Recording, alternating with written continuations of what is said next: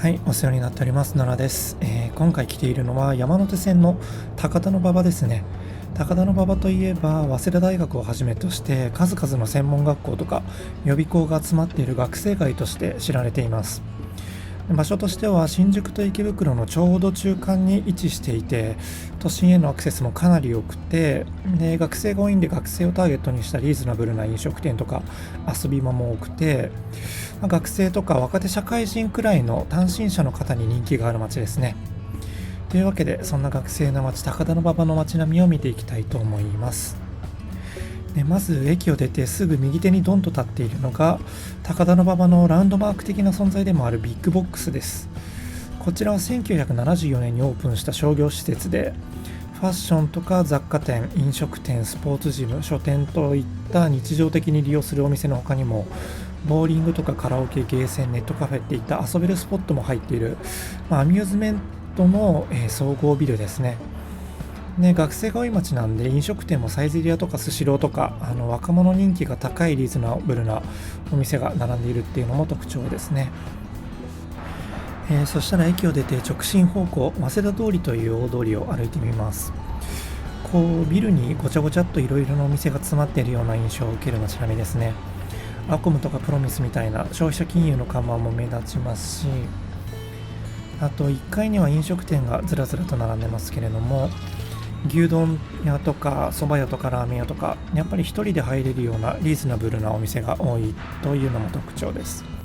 特にラーメン屋に関しては高田馬場は、日本で1位2位を争うラーメン激戦区で、駅の半径1キロ圏内に約70店舗がひしめき合っています。で区のラーメン屋の件数ランキングを見ても、高田馬場のある新宿区がラーメン屋店舗数で23区1位となっています。しかも激戦区ゆえに人気が出ないお店が一瞬で潰れていくんで、毎年10軒近くの店が潰れては新たにオープンしてっていう入れ替わりがめちゃくちゃ激しくて、で毎年いろんな新規店が出てくるっていうのもラーメン通の間ではむしろ楽しみが増えるっていった点でメリットなんだそうですね。もちろん私も後ほどうまいラーメン屋をお昼ご飯に食べていきます。そして早稲田通りを5分ほど歩くと、何やらレトロな映画館、早稲田松竹があります。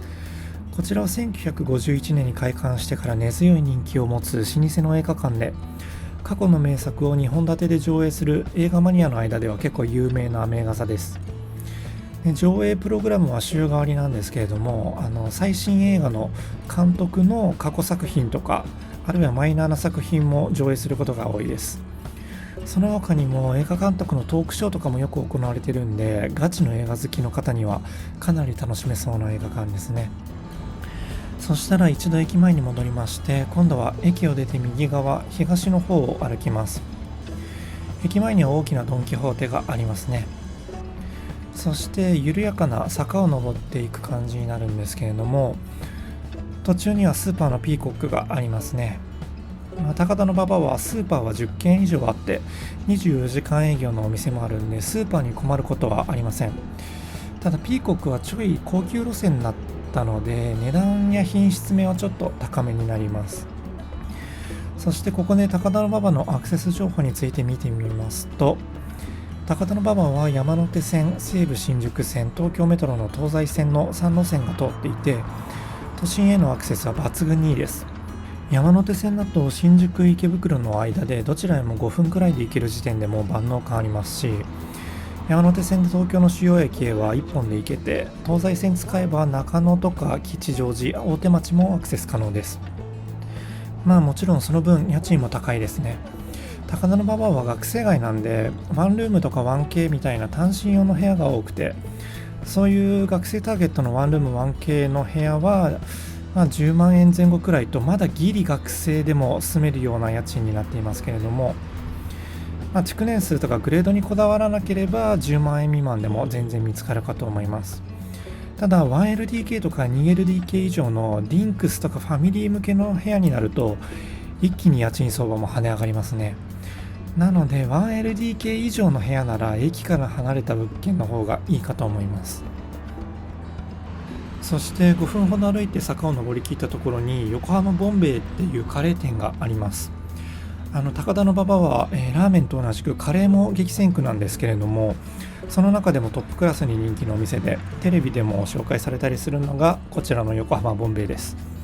僕は食べたことないんですけれども、かなりスパイシーだと高田馬場在住の友人から聞いたことがあります。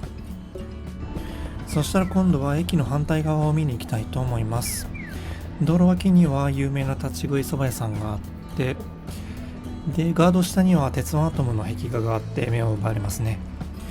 高田馬場は手塚治虫プロダクションがあるんで、昔から鉄腕アトムと縁の深い街になっています。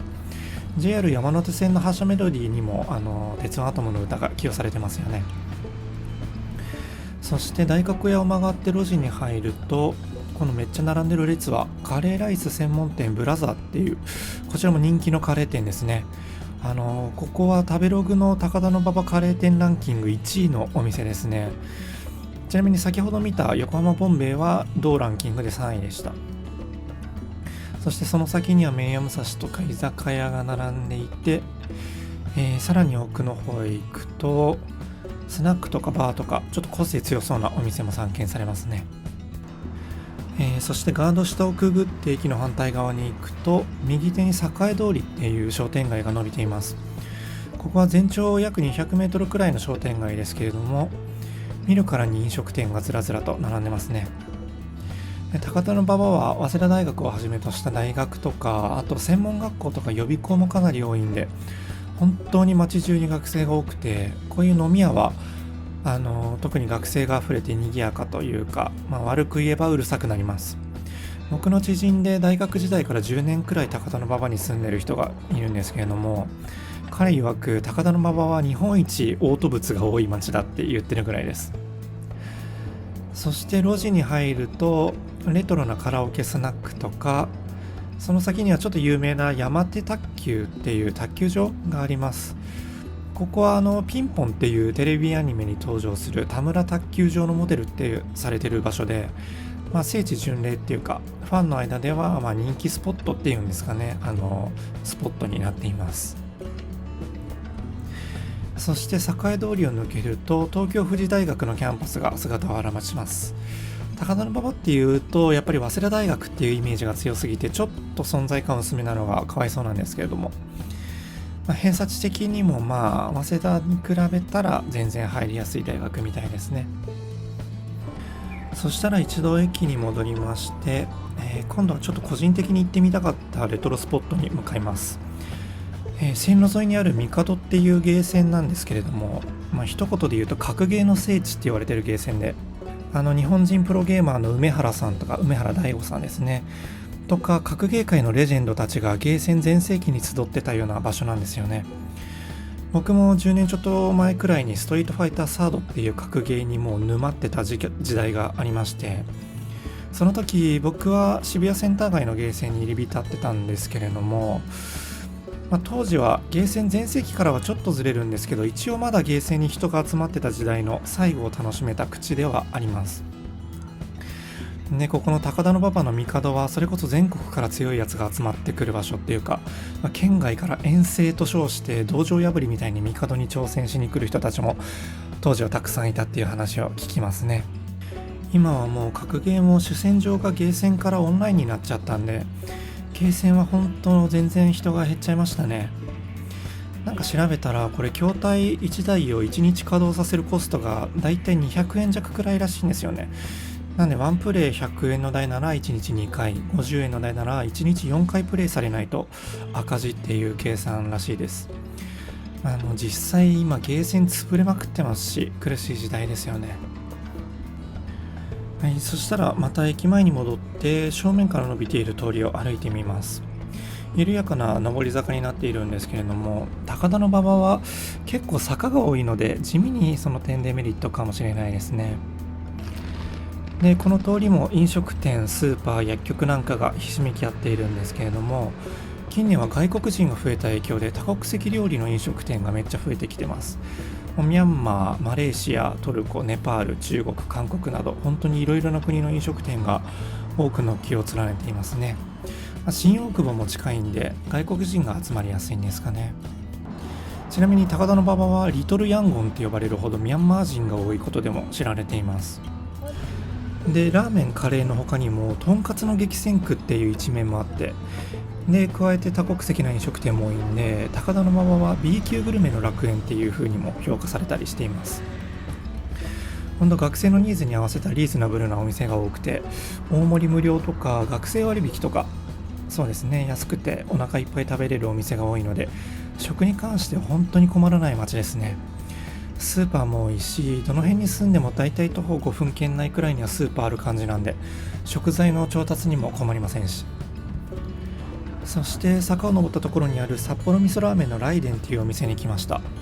高田馬場で味噌ラーメン食べるならここって口コミでおすすめされてたお店です。